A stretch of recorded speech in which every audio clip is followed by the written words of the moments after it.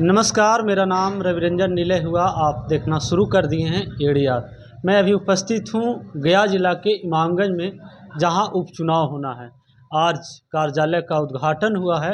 ऋतु प्रिया चौधरी जो कि संभावित उम्मीदवार मानी जा रही है इमामगंज विधानसभा का। मैं इन्हीं से बातचीत करूंगा और यह भी जानने की कोशिश करूंगा कि आखिर कार्यालय के उद्घाटन करने के पीछे उद्देश्य क्या है। स्वागत है। मैं जी, इमामगंज वासियों का मेरा सादर प्रणाम और विजयदशमी की बहुत बहुत शुभकामनाएं। ये जितना हम लोग क्षेत्र घूम चुके हैं तो क्षेत्र में काफ़ी समस्याएं आ रही थी, तो उसी के लिए इस ऑफ़िस का उद्घाटन किया गया है कि जो भी हम अपने स्तर से प्रॉब्लम का सॉल्यूशन निकाल सकते हैं उस प्रॉब्लम का समाधान किया जाए। बहुत सारी ऐसी समस्याएं हैं जिनके बारे में लोग जागरूक नहीं हैं, तो उसके बारे में हम लोग जागरूक करेंगे। और जो कुछ ऐसी समस्याएं हैं जिनको ऑफ़िस में देना है तो हम लोग वहाँ ऑफ़िस में देंगे, और जो हमारे स्तर से सॉल्व हो पाएगा वो हम अपने स्तर से सॉल्व करेंगे। तो इसीलिए ये इस ऑफ़िस का निर्माण किया गया है और आज इसका उद्घाटन था विजयदशमी के शुभ अवसर पर। तो आप लोगों का आशीर्वाद बनाए रखिए, यही चाहेंगे।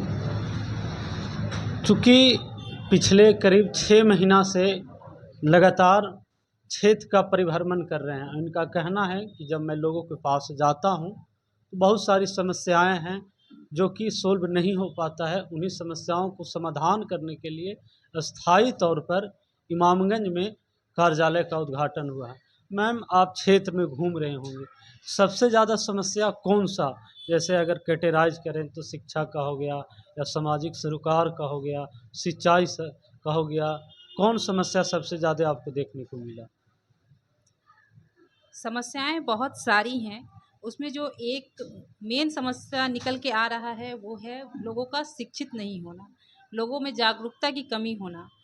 जैसे कि जहाँ भी हम जाते हैं भ्रमण करने, बहुत सारे जगह से ऐसा आता है कि इंदिरा आवास योजना का पैसा नहीं मिल रहा है, लोग खा जाता है, या घूसखोरी ज़्यादा चल रहा है। तो घूसखोरी इसलिए चल पा रहा है क्योंकि लोग जागरूक नहीं हैं, लोग अपना हक नहीं जानते हैं और उनके लिए कोई लड़ने वाला नहीं है, उनके लिए कोई खड़ा नहीं है। तो जैसे ही अगर उनके बीच से अगर कोई इंसान खड़ा हो जाए तो आधी समस्या उनका ऐसे सॉल्व हो जाएंगी। पहला तो ये, दूसरा ये कि अगर हर कोई शिक्षित हो जाए तो सब लोग अपने अधिकारों को जानते हैं, और एक शिक्षित व्यक्ति वो कर सकता है जो कोई नहीं कर सकता है। तो मेरा मेन उद्देश्य, मेरे समझिए कि जितना हम घूम लिए हैं तो घूमने के बाद मेरे दिमाग में एक कीड़ा बैठ गया है। ऐसा बोलिए या बोलिए कि मेरा ये दृढ़ संकल्प हो गया है, दृढ़ निश्चय हो गया है कि शिक्षित हर एक एक बच्चा होगा, हर एक एक बच्चा होगा, हर एक एक जन होगा। सबसे पहला जो है कि शिक्षित ही करना मेन वो है, क्योंकि शिक्षित हो जाएंगे तो विकास अपने आप होगा, विकास की ज़रूरत नहीं पड़ेगी। और अभी इंस्टेंट जो हम कर सकते हैं, क्योंकि इसमें तो बहुत लंबा प्रोसेस लगेगा, क्योंकि समझिए कि एक दिशा देना बहुत ज़रूरी है बच्चों को। बच्चे, ऐसा नहीं है कि काबिलियत नहीं है, इनमें काबिल हैं, लेकिन इन्हें रास्ता नहीं मालूम है कि आगे कैसे बढ़ना है। एक होता है ना कि कुएं का मेढक, मेढक में उसको लगता है कि दुनिया इतना ही है, संसाधन है, सब कुछ है, उनको डायरेक्शन, दिशा नहीं पता है। और वही मेढक अगर बाहर निकल जाए तो उसको लगता है कि दुनिया बाप रे इतनी बड़ी है। तो वही है कि लोग अभी जान नहीं रहे हैं कि दुनिया कितनी बड़ी है। लोग अगर शिक्षित हो जाएंगे तो उन्हें पता चलेगा कि मेरा क्या अधिकार है, मेरा क्या। अब जैसे बहुत सारे SC ST लोग ऐसे हैं जिनको नहीं पता है कि हमको पढ़ने के लिए ये मिलता है, क्या बोलते हैं उसको, स्कॉलरशिप। स्कॉलरशिप। हमको पढ़ने के लिए स्कॉलरशिप मिलता है, हमको IIT में फ्री में पढ़ाया जाता है।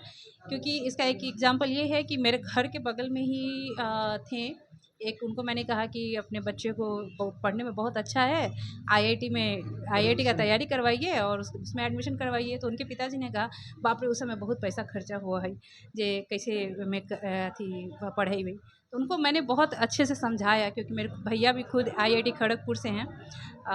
तो IIT खड़गपुर में वो भी थे, तो मुझे पता है कि वहाँ पे स्कॉलरशिप मिलती है, रहने की व्यवस्था मुफ्त है, खाने की व्यवस्था मुफ्त है, और वहाँ पे पढ़ाई भी बहुत कम खर्च में हो जाती है क्योंकि स्कॉलरशिप मिलता है।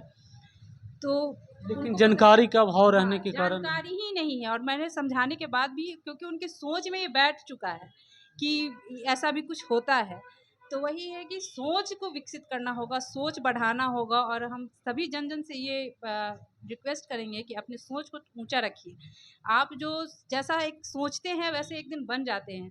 तो आपने सोच को छोटा मत रखिए, सोच को बहुत सोचने में क्या है, सोचिए बहुत बड़ा सोचिए। मैम आपने भ्रष्टाचार की बात की और ख़ास करके जो गाँव गरीब के लोग होते हैं, गरीब और सामान्य लोग होते हैं, इनोसेंट होते हैं, उनको ये पता नहीं है कि ब्लॉक में जाति प्रमाण पत्र बनाना है, आवासीय बनाना है, वृद्धा योजना का लाभ कैसे दिया जाता है और ये छोटी-छोटी समस्याओं को लेकर बहुत वो ओह-पोह की स्थिति में रहते हैं और इसके कारण ब्लॉक स्तर पर या निचले स्तर पर भ्रष्टाचार भी है। तो इसको कैसे दूर उन्हीं करें? समस्याओं को समाधान करने के लिए इस ऑफिस का उद्घाटन किया गया है। उसी के लिए यहाँ पे लोगों को जागरूक किया जाएगा। यहाँ पे हमारे 2 मेंबर दिन भर बैठेंगे और फ़ोन पे तो हम लोग अवेलेबल हैं ही।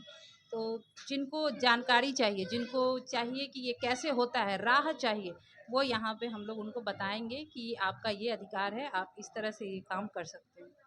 मैम आज का जो वर्तमान समय है ऐसा कहा जाता है कि अपराधीकरण का राजनीतिकरण हो रहा है। ऐसे में आप एक फेयर एंड वेलफेयर स्कीम को लेकर सोच को नए उद्देश्य के साथ क्षेत्र में जा रहे हैं, तो क्या आपके लोग उद्देश्य को जान पाएँगे? आपके विचार को आत्मसात करेंगे? जी, बिल्कुल, मेरा मानना है कि आप खुद जैसी सोच रखते हैं, वैसे सोच वाले आपसे जुड़ते चले जाते हैं और जो रही कहीं कसर है, वो आप लोग पूरा करेंगे। यहाँ की जनता पूरा करेगी, जो हमारे साथ जुड़ चुके हैं, वो हमारे विचारों को फैलाएँगे। तो सही सोच के साथ जुड़ना एक सही निर्णय है और एक सही सोच के साथ आगे बढ़ना भी एक सही निर्णय है। तो मैं चाहूँगी कि आप सही सोच का साथ दें और सही सोच के साथ जुड़े रहें और सही सोच के साथ ही आगे बढ़ें। तो इमामगंज का विकास निश्चित है। अब तक इमामगंज का विकास नहीं हुआ। आप क्षेत्र में घूम रहे होंगे। पिछले दिनों हम पार्टी के गरीब संकल्प रैली भी हुआ। जीतनराम मांझी, संतोष कुमार सुमन जो कि दोनों मंत्री हैं, उन्होंने वादा किए हैं कि विकास की गंगा बहाने को, खास करके इमामगंज विधानसभा क्षेत्र में। तो क्यों नहीं किए तो उनका सवाल है।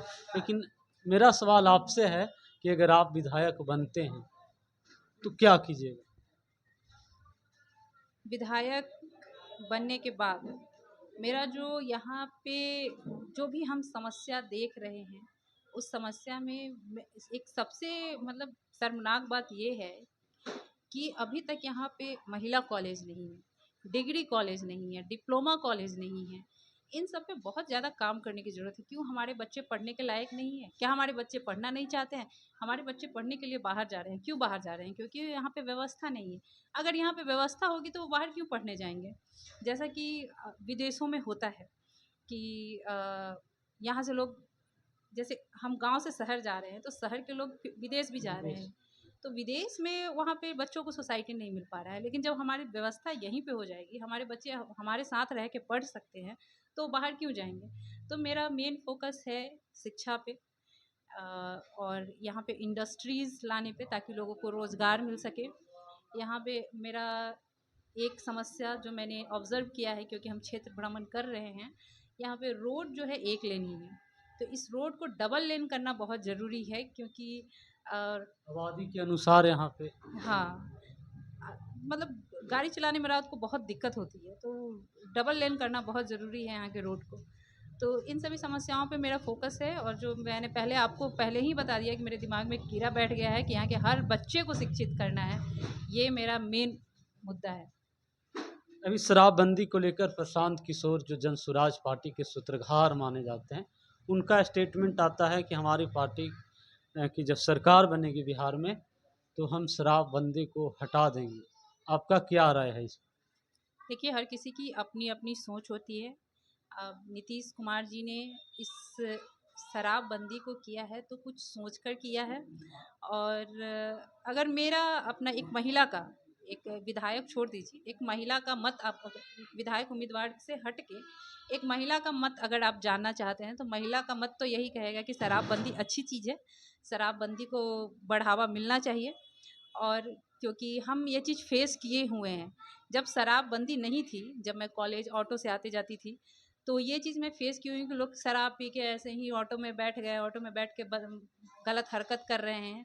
वो चीज़ अभी इतनी कम हो गई है, या है ही नहीं, मैं कहूँगी। शराब पी के लोग ऐसे ही रोड पे सोए सोए रहते थे, क्योंकि खुला में मिलता था। मतलब डर बना हुआ है शराबबंदी कानून आने से लोगों में। हाँ, और देखिए ये कोई खराब चीज़ नहीं है, जिन्हें पीना है वो पिएँ, लेकिन अपने घर के अंदर रहें।